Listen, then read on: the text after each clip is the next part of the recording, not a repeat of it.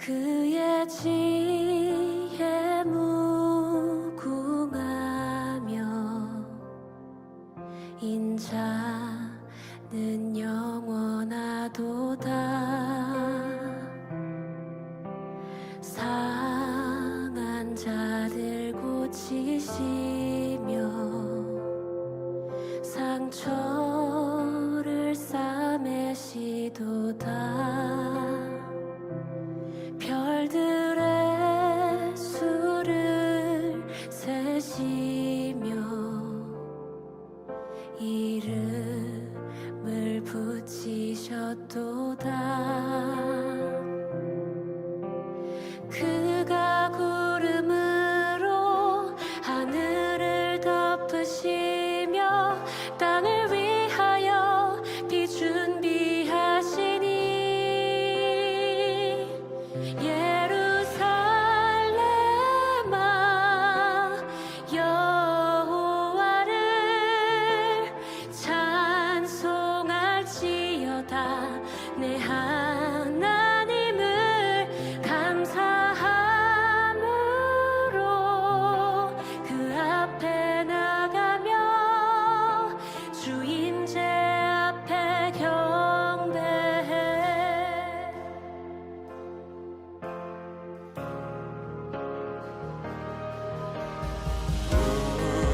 우리 주는 위대하며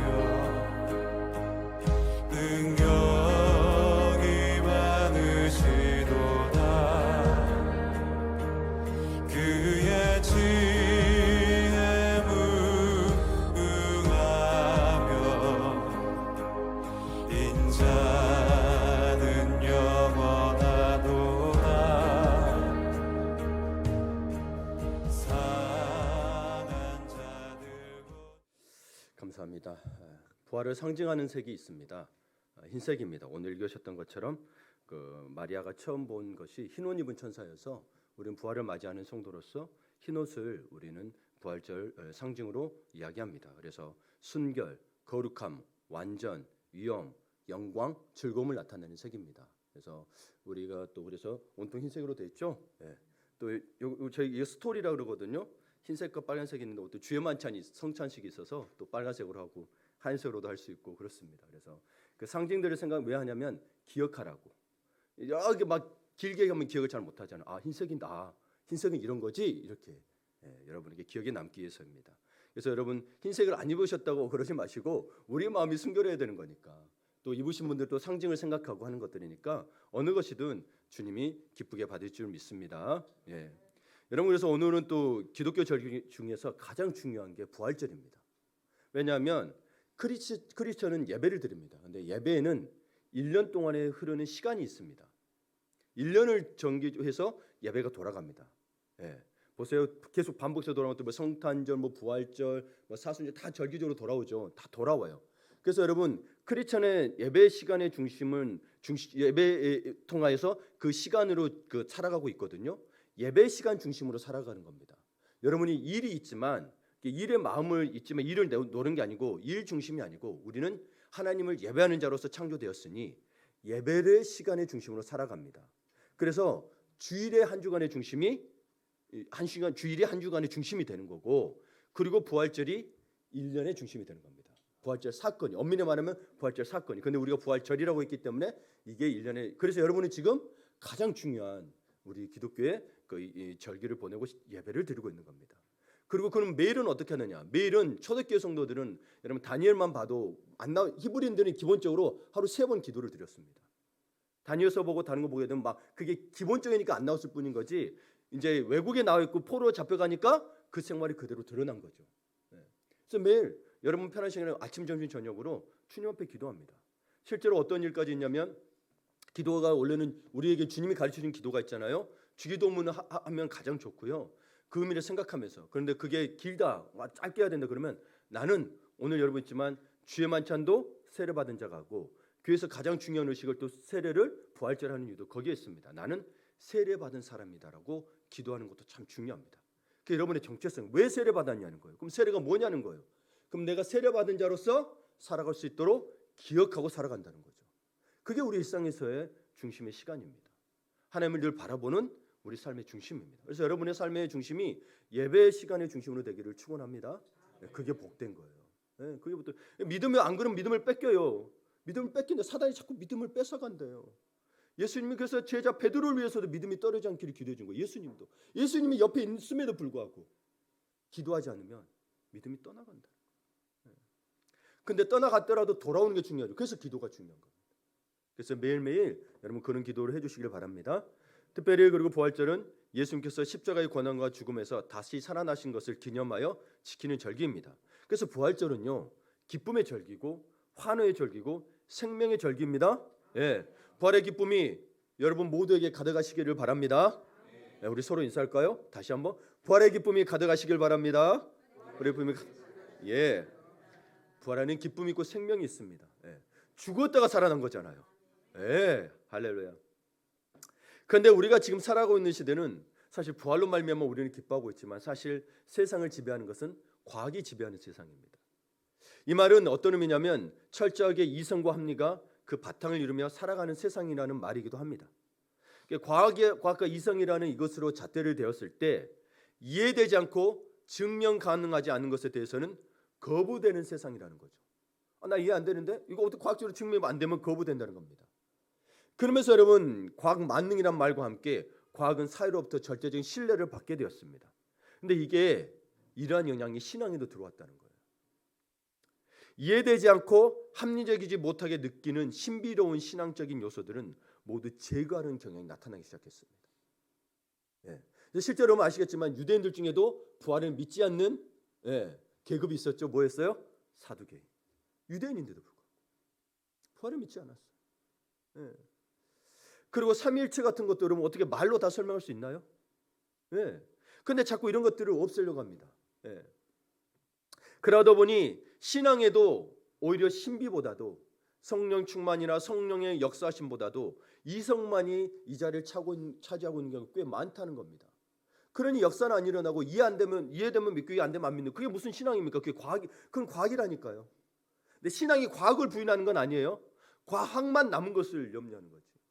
예. 여러분이 이성이 지배하는 신앙은 메마르고 건조합니다. 물론 여러분 이 이성은 굉장히 중요한 게 뭐냐면 객관적인 사실을 서술하고 그것을 찾아내서 노력하고 증명하는 데 필요합니다. 하지만 여전히 신비의 영역이 존재하고 있는 신앙의 신비마저 이런 과학적이고 이성적인 잣대로 이해하는 경향이 있다는 말씀인 겁니다. 이해 안 되면 여러분 맞아요. 어떤 분들은 그렇습니다. 나는 이해돼야 믿을게. 그럼 여러분 봐보세요. 부활이 여러분 이해되는 겁니까? 이해 안 되는 거예요, 여러분. 이거 그럼 내가 이해되면 믿는다는 건 난 안 믿겠다는 말과 같은 거예요. 이성이 중심된 신앙은 결국에는 이런 부활이라든가 성령의 역사, 보이지 않는 성령의 역사들을 자꾸 외진 곳으로 몰아내버려요. 그럼 교회의 성령이 사라지기 시작해요. 여러분 교회에 성령이 없으면 예배가 안 됩니다. 아무리 경건하게 드린다고 할지라도 성령이 없으면 우리 안에 성령이 계시지 않으면 그 예배는 죽은 예배입니다. 왜? 우리 중심의 예배가 돼버리니까. 예배도 보시면 알겠지만 하나님이 부르셨기 때문에 예배를 드리는 거지. 여러분이 여기 힘든 일 어려우니까 걔도 아이고 교회 가다니까 왔다 할지라도 그 여러분 긴 역사에서 보게 되면 하나님이 인도하신 겁니다. 만약 내가 장로가 되고 권사가 되지 않았다면 안 왔을 수도 있어요. 근데 내가 돼서 왔다는 거예요. 그 긴 역사 속에서. 때로는 나는 장로도 아니고 권사도 아닌데 왔다는 거. 그러면 여러분 더 큰 역사인 거예요. 내가 어떻게 왔지? 어떻게 설명할 거냐는 거예요. 여러분 어쨌거나 생각해서 왔어요. 근데 그 생각이 들어오기까지 어떤 일이 있었는가 한번 생각해 보시라는 거예요. 왜 나에게 능력도 안 되는데 뭐를 맡기셨을까? 생각해 보세요. 하나님을 떠나지 않도록 하는 하나님의 배려심이 굉장히 우리 사실 그 누구도 능력이 되는 사람이 없지만 하나님의 그 깊은 뜻이 있다라는 거예요. 예, 그래서 여러분 신앙의 신비를 경험하지 못하면요 부활의 기쁨을 누리지 못합니다. 기쁨이 뭔지를 모르고요 그냥 세상적으로 웃기는 것만 기쁨이 반응해요. 우리는 근데 그게 참 기쁨이 아니란 걸 알아요. 왜냐하면 그냥 일시적인 거예요. 그걸로 만족이 안 돼요. 영원한 기쁨이 없어. 죽음의 공포 앞에서 어떤 것도 기쁨이 없어요. 아무리 여러분 새 생명을 보면 기쁘지 않아요. 집에 손자가 태어났다 할지라도 집에 계신 할아버지가 돌아가신다고 누워있으면 할아버지에는 기쁨이 없는 거예요. 나는 죽어야 되니까. 천국에 대한 소망이 없더라면.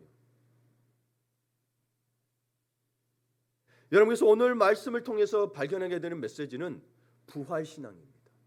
부활신앙입니다. 기독교 신앙에 있어서 가장 이해하기 어려운 교리가 바로 부활 신앙입니다. 왜냐하면 부활은 이성적으로 이해되지 않는 일종의 신비이기 때문에 그렇습니다. 신비예요.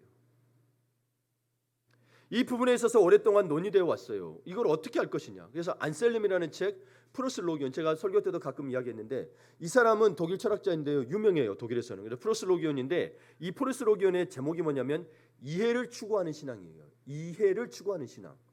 즉 이분은 그러면서 이해를 추구하는 신앙이 하면서 내용이 어떻게 되냐면 이해할 수 없기 때문에 신을 믿는다는 거예요. 그러면서 뭐 어떻게 글을 쓰냐면 나는 믿는다. 그러므로 나는 이해할 수 있다라는 말을 해요. 나는 믿는다. 그러므로 이해할 수 있다. 이해를 추구할 수 있는 신앙이라고 한다면 여러분 우리가 이해라 그러면 과학적이고 논리적으로 밝혀야 되잖아요. 그런데 그게 아니에요. 나는 믿는다. 그래야 나는 이해할 수 있다라는 거예요. 그러면서 어거스틴도 이런 이야기를 했습니다. 믿는다면 그러면 여러분은 이해할 수 있다라고 말했습니다. 그러니까 여러분이 안셀름도 무슨 얘기냐면 믿기 위해서 이해를 추구한 것이 아니라 이해하기 위해서 믿는다는 거예요. 그렇죠? 여러분 부활에 대한 믿음이 없다면 인간적인 지식이나 경험으로 이해하려고 한다면 부활이 여러분 도대체 이해됩니까? 죽은 사람이 살아났대요. 어떻게 죽으셨어요? 십자가에 못 박히고 창에 찔려서 물다 쏟아냈는데 의학적으로 과학적으로 죽었는데 이게 살아난다는 게 가당키라는 일이에요. 그리고 삼위일체 하나님 세 분이 하나라는 게 여러분 그게 이해됩니까? 믿지 않으면 여러분이 대단하신 여러분이 이해하고 있잖아요. 그렇죠? 믿기 때문에 이해한 거예요. 여러분 만약 믿음을 싹 빼보세요. 이해되는 일인가? 안 돼요. 이 자리에 앉아있지만 믿음이 없으면 이건 절대 이해되는 게 아닙니다. 어떻게 그럴 수 있어라는 거예요. 아무리 머리 굴려보세요. 이게 이해되나? 안 됩니다. 그러면 여러분 왜 우리가 신앙이라고 표현하겠어요? 그럼 과학을 믿지. 그렇잖아요. 신앙은 그걸 넘어서는 인간 삶을 봐보세요. 여러분 의사가 죽는다 그랬어. 근데 아주 지독한 말기암이죠. 근데 살아나. 이 환자는 한 번만 초기여서 잡으면 살아날 겁니다. 죽어. 자기가 과학적으로 의학적으로 밝혔는데 안 되잖아요. 그럼 자기도 뭐요? 그런 일이 어쩌다 한 번씩 있습니다. 그걸 설명 못 하잖아요. 여러분 부활에 대한 믿음이 없다면 인간적인 지식이나 경험으로 이해하려고 하기보다 믿음의 눈을 열어달라고 간청해야 되는 거예요. 나 믿음이 없다. 간청하지도 않고 자꾸 이해하려고만 그래. 그러면 그러다가 믿음에서 떠난 거예요. 이해 안 되는데 어떻게 믿어? 간절히 기도할 때 성령의 감동 감화 속에서 예수님의 부활이 마음으로 믿어지고 입으로 신하게 되어 구원에 이르게 됩니다. 로마서 10장에 보게 되면 같이 읽어볼까요? 내가 만일 내 입으로 예수를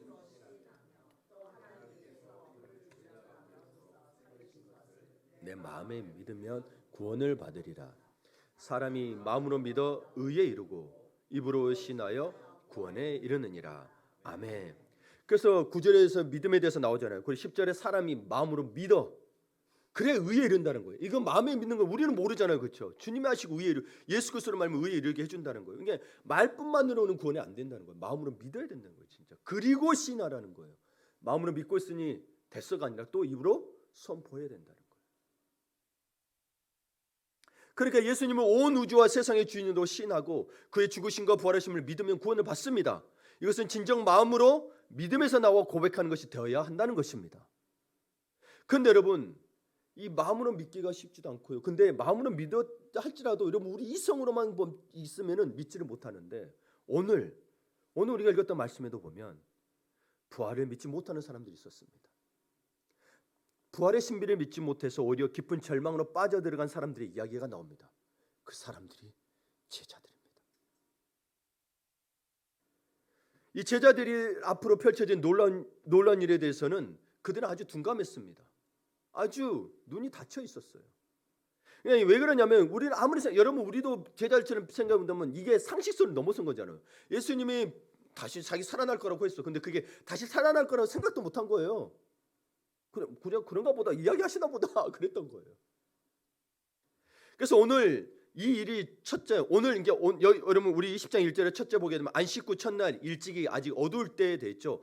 그러니까 그 당시가 지금이라면 뭐예요? 오늘 새벽인 거예요. 오늘 새벽에 사물을 좀 식별할 수 있을 정도예요.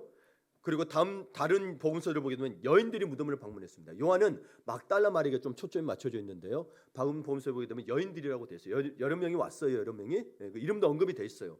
근데 요한복음 저자들마다의 특징이 있어요. 자기들 초점에 따라서. 그래서 마태복음 28.5절에 보게 되면 천사가 여자들에게 말하여 이르되 됐습니다. 천사가 여자들에게 말했고요. 8절에도 보게 되면 그 여자들이 됐죠. 무성과 큰 기쁨으로 무덤을 떠나 제자들에게 알리려고 달리지 말세. 이렇게 돼 있습니다. 복음서에. 예. 이제 마태는 또 전체적으로 본 거고요. 예. 하여튼 여인들은 예수님께서 부활하셨다는 소식을 듣고 제자들에게 이 사실을 알렸습니다. 그런데 문제는 베드로와 요한은 상식을 벗어난 일을 상상조차 할 수 없었던 거예요. 가서 전했잖아요. 근데 이들이 옵니다.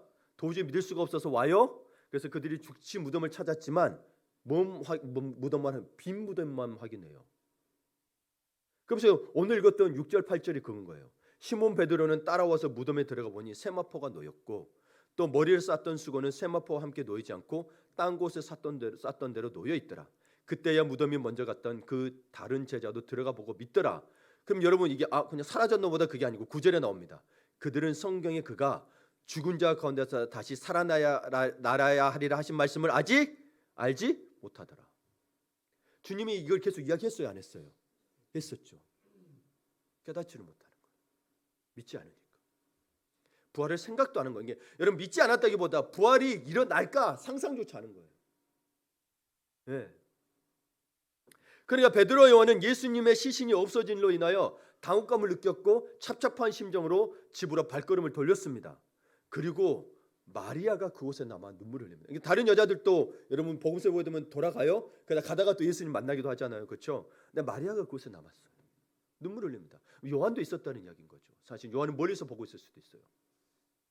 그녀는 예수님의 시신이 없어진 사실에 대해서 슬픔을 감추지 못하고 누가 보든 말든 서서 울고 있었습니다.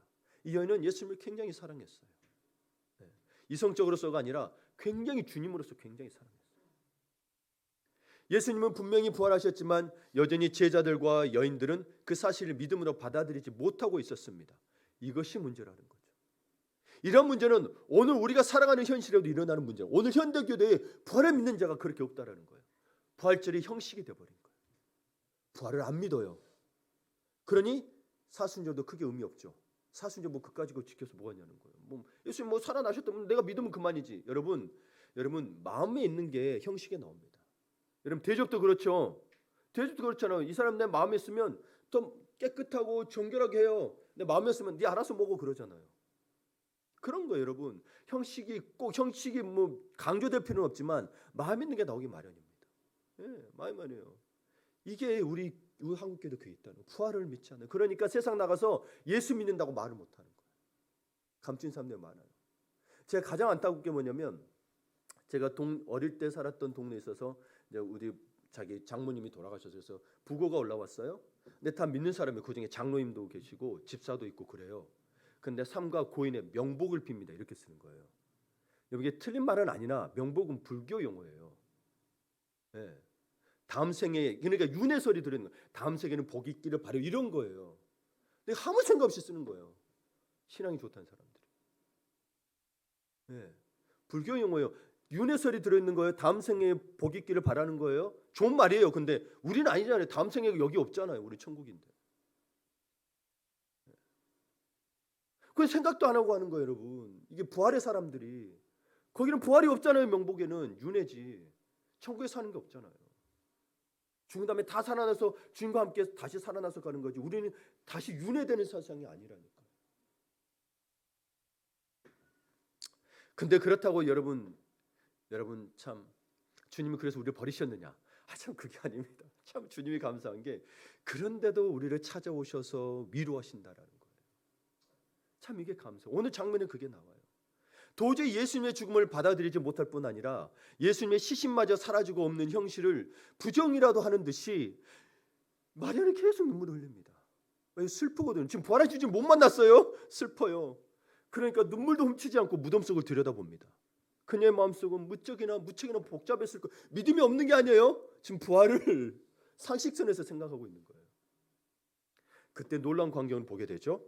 흰옷 입은 두 천사가 예수님의 시체가 누워있던 곳에 하나는 머리편에 하나는 발편에 앉아 있었습니다. 그래서 천사가 마리아에게 말합니다. 13절에 보게 되면 천사들이 이르되 여자여 어찌하여 우느냐 이르되 사람들이 내 주님을 옮겨다가 어디 뒀는지 내가 알지 못함이니이다. 계속 울면서 이야기했겠죠. 그렇죠? 울면서 이야기했던 거예요. 14절을 계속 봅니다.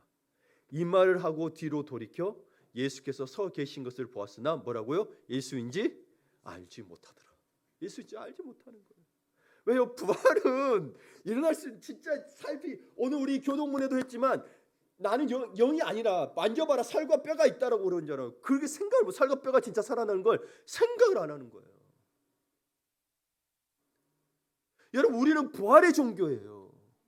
그래서 우리는 사실 1년 내내 부활하신 주님과 동행하고 있는 건데 우리 삶에 부활의 주님이 없어. 맨날 죽어 있어. 그러자 예수님께서 물어요. 예수님 물어요. 여자여 어찌하여 울며 누구를 찾느냐. 여러분 봐보세요. 14절에 15절에 그렇게 됐어요. 여자여 어찌하며 울며 누구를 찾느냐.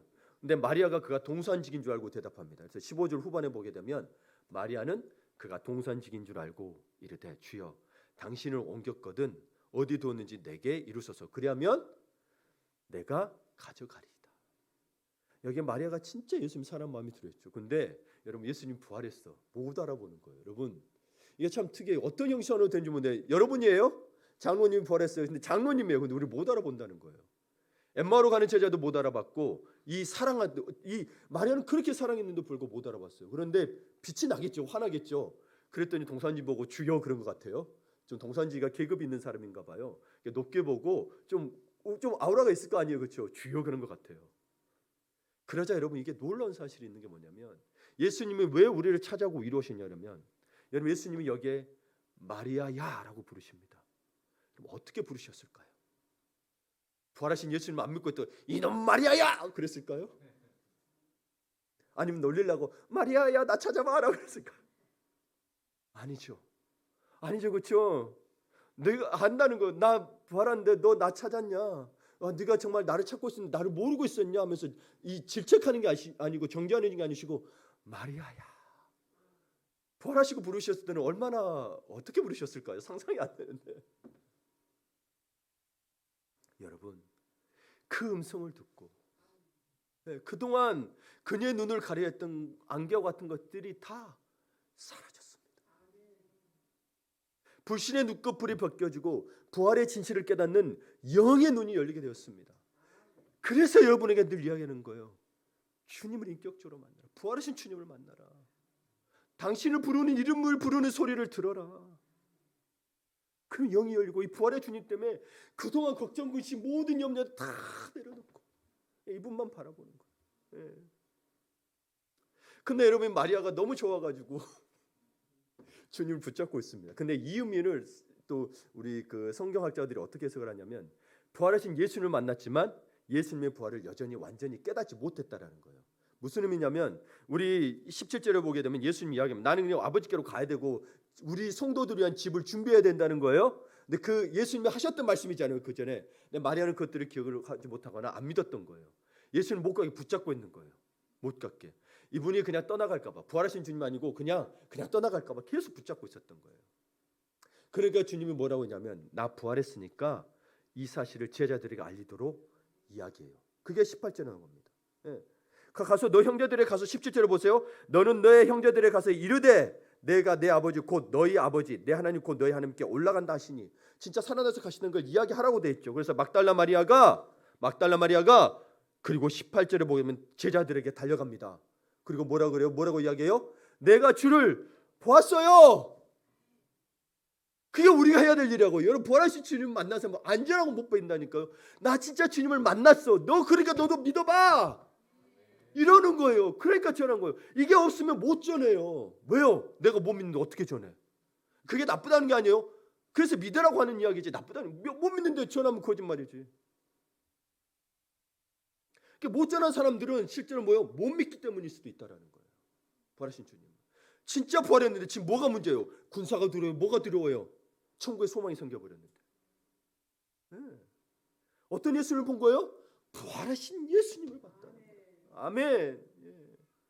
예수님은 살아나셔서 자신이 나타나심으로 자신의 부활을 증거하셨어요. 부활의 증거가 주님이 직접 나타나셨다는 거예요. 진짜 살아나셨다는 거예요. 그럼 만약에 여러분 이게 또 부활의 증거가 뭐가 되냐면 빈 무덤도 부활의 증거인데 여러분 이 감추고자 했던 대제사장이나 이 사도계인이나 이 종교 지도자들은 여러분 예수님의 시체가 있어야 돼요, 없어야 돼요? 있어야 부활 안 한 게 되잖아요. 근데 못 찾아. 못 찾아. 아주 못 가져가려고 철통처럼 지켰어요. 돌 무더기로 이렇게 했어요. 그럼 여러분 제자들 와서 돌 밀었을 때 누가 모르겠어요, 지키고 있는 사람이. 그래서 여러분 성경에 보게 되면 복음서에 보게 되면 그래서 나중에 이 돌 지키고 있던 군사들에게 돈을 줘서 입막음을 합니다. 제자들이 훔쳐갔다 하라고. 그게 기록에 나와요. 왜냐하면 그렇게 되면 또 이 로마 군사들은 또 빌라도에게 받으니까 자기가 이야기, 그럼 내가 빌라도한테 잘 이야기해 주겠다고. 그 구절이 나와요. 얼마나 소리. 그리고 무엇보다도 큰 증거, 예수님이 나타나는 것도 큰 증거인데 무엇보다 그 후에 많은 사람들이 예수를 믿고 변화되었던 사실이에요. 만약 부활하지 않으셨다면 거짓말이죠. 그럼 그 다음에 사람들이 목숨 걸고 이러면 이거 지킬 수 있었을까요? 특별히 예수님 옆에 있었던 제자들이 아니 예수님 부활하셨 안 하셨는데 그들이 왜 목숨 걸고 해요? 여러분 봐보세요. 목숨 걸고 할 이유가 없죠. 근데 그들이 목숨 걸고 전하더는 거예요. 왜요? 부활하신 예수님을 봤기 때문인 거죠. 안 보고는 할 수가 없어요, 여러분. 생각해 보세요, 여러분. 뭐 한 명 정도로 어떻게 할 수 있겠죠. 근데 여러분 그 봤던 제자들 500명이 봤다고 해서 그 사람들이 다 그럴 수 있었을까요? 안 된다는 거예요. 네. 그러니 오늘 우리도 이러한 부활의 기쁨에 참여할 수 있을까요? 네. 과연 우리도 부활의 신비에 참여할 수 있을까요? 믿으면 이해될까요? 부활은 신비이기 때문에 믿으면 이해가 됩니다. 안 믿어서 이해가 안 되는 거예요. 왜냐하면 성경의 모든 사건은 성령의 감동으로 기록된 사건이기 때문에 성령의 조명하심이 없으면 이해될 수 없습니다. 그래서 우리는 만약 부활에 대한 믿음이 없다면 다시 한번 이야기하지만 인간적인 지식이나 경험으로 이해하려고 하기보다는 반드시 믿음의 눈을 열어달라고 간청해야 됩니다. 믿음의 눈을 열어달라고. 네. 간절히 기도할 때 성령님의 감동 감화 속에서 예수님의 부활이 마음으로 믿어지고 입으로 신하게 되어 구원에 이르게 됩니다. 아멘. 그래서 여러분 막 어디가 뜨거운 데 찾는 사람도 있잖아요. 이건 여러분 이 구원을 모르기 때문에 그렇습니다. 내 마음이 부활하신 주님 만나면 내 마음이 뜨거워져요, 여러분. 감동하니 누가 여러분 그렇게 옆에서 떠들고 해도 안 믿어지던 게 내가 믿으니까 뜨거워지잖아요. 봐보세요. 뜨거운 데 갔더라도 모든 사람들이 다 뜨거워지던가요? 아니요, 내가 믿어야 되는 거예요. 지금 이 순간도 저는 말씀드리면 제가 믿고 있기 때문에 저는 뜨거워요, 여러분. 예수를 위해서도 목숨을 바칠 수도 있어요. 그게 제 마음으로 되는 일입니까? 저도 여러분 잘 먹고 잘 살고 싶어요. 근데 어찌 그럴 수 있냐는 거예요. 부활하신 주님이 진짜 예수님 부활하셨기 때문에, 그분을 만났기 때문에, 그분의 주권인지라 제가 보고 싶어 해서 하시는 거 아니에요. 그분은 근데 간절히 찾으면 만난다고 하기 때문에 그 말씀 그대로 찾아주면 만나지는 거예요. 거기 음성을 듣는 거예요. 아까 마리아야 하는 것처럼 형태야 이걸 듣는 거예요. 늘 듣는 거예요. 성경에서 부활을 나타내는 단어 에게이로는 깨워 일어나다, 그래서 일어나게 하다는 뜻이 있어요. 단순히 죽어서 살아났다는 거지만 여러분 우리가 좀 죽어 있잖아요. 이거 죽어 있는 상태도 깨워서 일어나게 하는 거예요. 그러니까 이 단어는 죽을 것 같은 절망적 상황에서 예수 그리스도의 십자가로 인하여 일어서는 것, 그래서 새롭게 태어나는 것까지 포함하고 있습니다. 그래서 여러분 우리는 부활 신앙이에요. 그래서 우리 뭐야? 새 생명을 얻었다고 하는 거예요. 예수로 말미암아. 십자가만 이야기하면 새 생명이 없습니다. 죄는 죽을 수 있으나 그러나 부활까지 이야기한 걸 믿는 거예요. 그걸 복음이라고 하는 거예요. 예를 들어 베드로의 장모가 열병으로 누워있을 때 손을 잡아 일으켜 세워주셨던 것처럼 부활은 극단적인 죽음의 절망 가운데서 다시 일어서고 새로운 소망을 발견하는 겁니다. 여러분 죽을 것 같은 지금 삶을 살고 있습니까?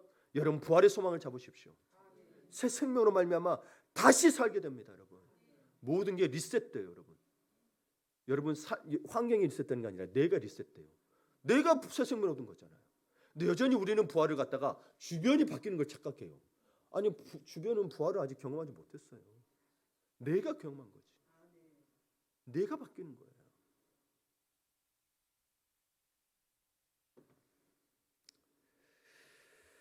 그래서 여러분 부활은요. 그래서 부활은 기쁨이고 부활은 새 생명을 얻는 거고 창조의 시작인 거예요. 그러니까 여러분의 다시 삶이 시작되는 거예요. 새 생명이니까. 근데 새 생명의 삶이 없어. 예전에 믿었던 때나 믿기 전에 믿는 거랑 똑같아. 그럼 아직 부활을 경험을 못한 거라니까. 그래서 여러분 부활신앙은요, 우리가 믿음에 여러 가지겠지만 이 삶에서 진짜로 여러분 신앙의 핵심은 사실 부활신앙인 거예요. 왜요? 죽어야 살아나니까. 이게 십자가를 빼놓을 수는 없어요. 죽어야 부활이 있지 안 죽고 부활이 있어요? 아니에요. 그러니까 여러분 오늘 우리에게는 이 하나님이 주시는 은혜가 크다는 거예요. 우리는 직접 부활의 신앙을 경험하고 있습니다. 말씀을 마무리 짓습니다. 사랑하는 성도 여러분, 예수 그리스도의 십자가로 일어서야 합니다. 십자가에서 모든 저주와 악을 물리치시고 부활하셨듯이 우리 또한 새로운 피조물이 되어야 합니다. 의의 종이 되어야 합니다. 십자가에서 모든 아픔과 상처, 모든 약한 것을 치유하시고 부활하셨듯이 우리의 고난과 아픔의 현장에서 일어나야 합니다. 곳곳 뛰어야 합니다. 부활의 소망으로 승리하는 삶이 되어야 됩니다. 그리하여 우리 삶 속에서 주님을 찬양하는 목소리가 끊이지 않는 삶이 되시기를 축원합니다. 아멘.